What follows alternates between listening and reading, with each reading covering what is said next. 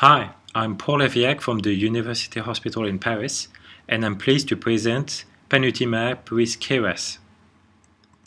Panitumumab is a full human monoclonal antibody specific to the EGFR receptor, also known as ERB1 and ER1 in humans. Panitumumab is manufactured by Amgen, is marketed as Vectitib. It is a neoplastic agent. It got its original FDA approval in September 2006, and you'll see that there has been a relabel afterwards. The original approval was for EGFR receptor positive with a metastatic colon cancer with disease progression despite of prior treatment. It got an EMA in Europe approval in 2007 and the approval in Canada in 2008. This drug has a 10 to 15% benefit on this patient with an increased survival of 3 months, which is a lot for this dramatic disease. But this increased survival is not present for all patients. So the idea is, why are some of the patients a good responder or not to this therapy?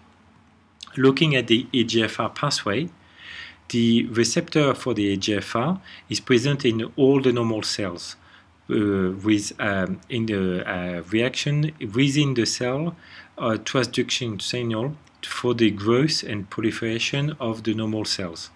When there is a cancer cell, in this case, you would have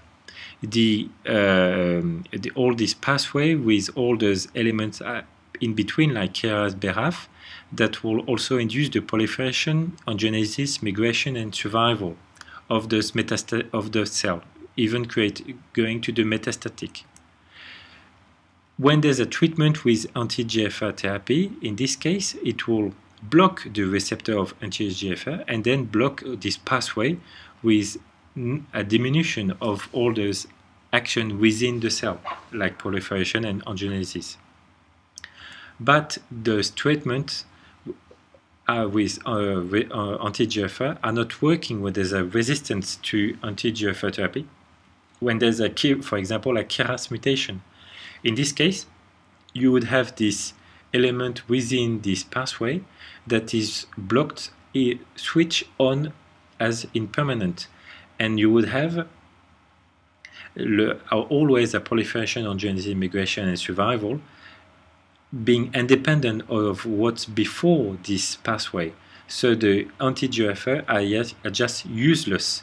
In this case, you will just have the adverse effect of using this therapy.